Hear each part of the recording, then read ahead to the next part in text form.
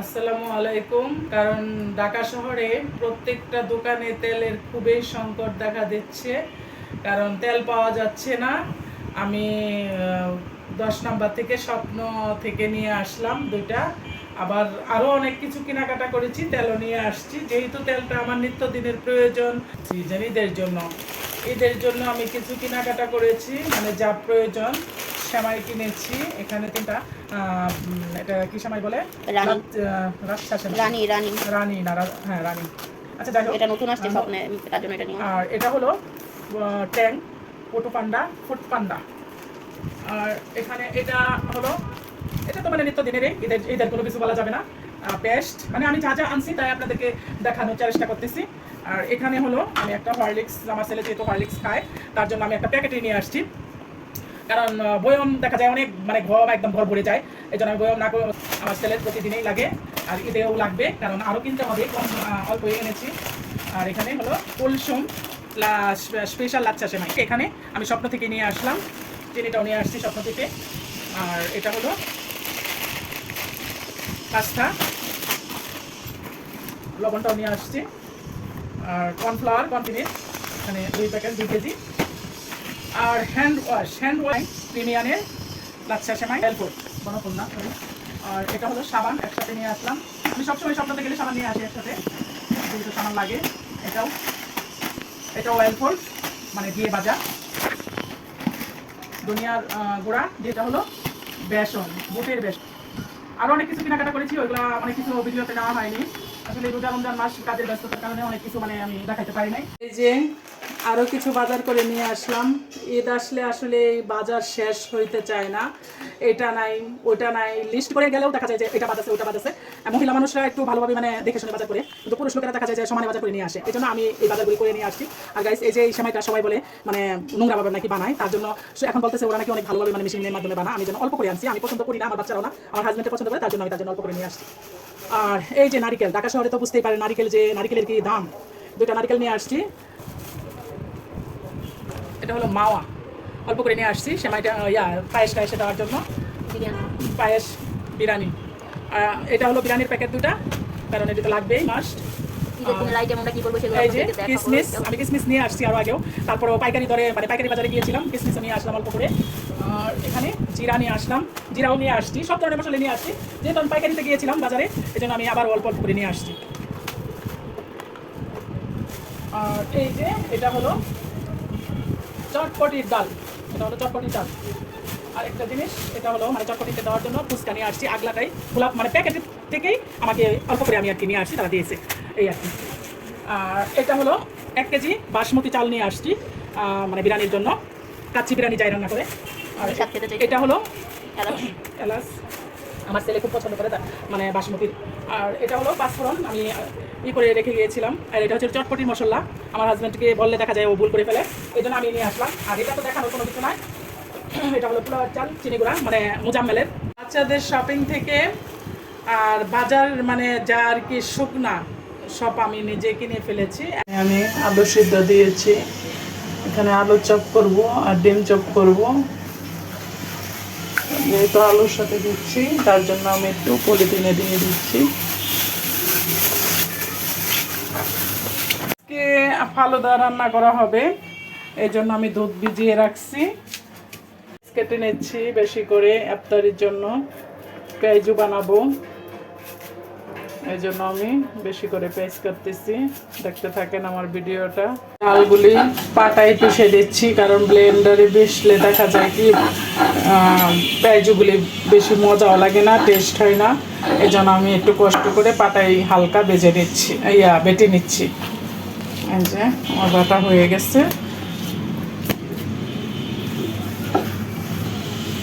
বাটা দিয়েছি, এত বেশি না, ফিনিশিং না। এই যে বেশি করে পেঁয়াজ দিব, দিয়ে কাঁচামরিচ সব কিছু দিয়ে মাখাবো। এখন সুন্দর হয় না, কারণ আমি বানাচ্ছি, কারণ মেয়ে বানাচ্ছে, তা বেশি সুন্দর হয় নাই, তারপরে ভালোই হচ্ছে, যেরকমই হোক। যে সাথে আমাকে যেহেতু হেল্প করতেছে, এটাই বড় কথা। এই যে দেওয়া হয়েছে, গাইস, এই যে ইফতারি নিয়ে বসে গেলাম। আজকের ইফতারির আয়োজন বুট, আর এটা হলো ডাবলি, আর পেঁয়াজ কাঁচামরিচ দিয়ে মাখাবো মুড়ি, আর এটা শসা কেটে নিয়েছি, আর এখানে খেজুর, আর এখানে হলো এই যে বেগুনি, আলুর চপ, এটা হলো ডিম চপ, আলুর চপ, আর এখানে ইয়া করা হয়েছে, পেঁয়াজও করা হয়েছে। একটু ডাল বোনা করব, এই যে ডাল ভিজিয়ে রাখছিলাম প্রায় আধা ঘন্টা, মানে এখন ফোড়ন দিয়ে দিলাম,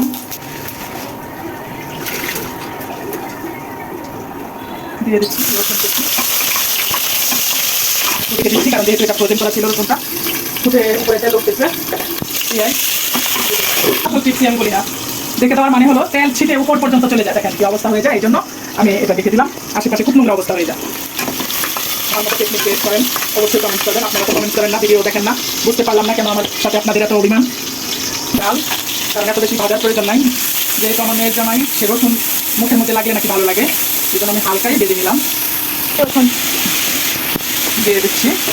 এখন হলুদের গুঁড়া আর একটু দিচ্ছি, যেহেতু হাতের গুঁড়া না, এটা হলো বানানো না, কিনা হলুদ বেশি দিলে গন্ধ করবে, সামান্য একটু মরিচের গুঁড়া দিচ্ছি, সামান্য একটু ধনিয়ার গুঁড়া দিয়ে দিচ্ছি, আর যেটা না দিলেই নয়, মুখে কোনো ভালোই লাগবে না, খেতে স্বাদ আসবে না, এটা হলো আমাদের এই যে সাদা সল্ট।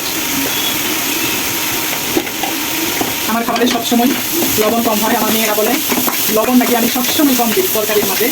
আমি ডাল বোনা করবো, তার সাথে গাইস এই যে আরেকটা জিনিস চিংড়ি বোনা করবো, আর তেমন কিছু করবো না, কালকে সব কিছু রয়ে গেছে, মাছ দিয়ে লাউ রান্না করা, আবার মুরগির গোস্ত রান্না বোনা করেছিলাম, সেগুলো সব রয়ে গেছে, এই জন্য আমি দুইটা আইটেমই করবো আজকে। পানিটা গরম করে রেখে দিয়েছিলাম, এখন আমি এটা পানি না কেটে দিয়ে দিচ্ছি কাঁচা মরিচ। এই যে আমার ডালটা পাক চলে আসছে, এই আমি একটু টমেটো দিয়ে দিচ্ছি, আমি এখন এটাকে ঢেকে দিচ্ছি কিছুক্ষণ জাল হোক। গাইস, ডাল বোনা হয়ে গেছে, সরি ডাল বোনা না, এটা পানি ডাল, একটু ঘন করে ফেলেছি। এখানে টিভি দেখতেছে, এই যে দেখেন ব্লগ দেখতেছে, এই দেখেন অবস্থা, শুয়ে শুয়ে টিভি দেখতেছে, মানে টিভি দেখতেছে না, হাতে মোবাইল। সবাই সবার মতো বেডে আছে, ঘুমাচ্ছে, আর আমি রান্না করতেছি, এখানেও আছে সবাই সবার মতো। সেখানে আমি তেল দিয়ে দিছি, এখন আমি পেঁয়াজ দেব চিংড়ি মাছ বোনা করার জন্য। আমি আগে থেকে পেঁয়াজ কুচি করে কেটে রেখেছিলাম, আর এখানে চিংড়ি মাছ,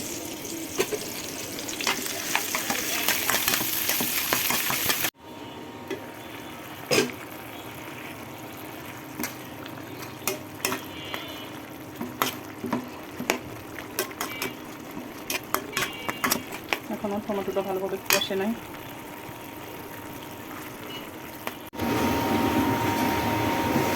এই যে আমার চিংড়ি হয়ে গেছে,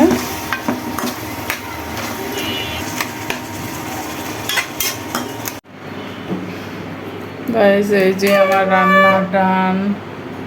আমি চিংড়ি বোনা করেছি টমেটো দিয়ে, আর এটা লাউয়ের চামড়া আলু দিয়ে ভাজি করেছি, আর ডাল তো রান্না করেছি, দেখেই ফেলছেন আপনারা। এখানে আমি ভাতের পানি বসিয়েছি, পানি গরম হলে চাল দিয়ে দেব। রাত বাজে 1টা, আমরা খাচ্ছি বসে বসে ফালুদা, এই যে আমিও খাচ্ছি, ফালুদা শেষ অল্প।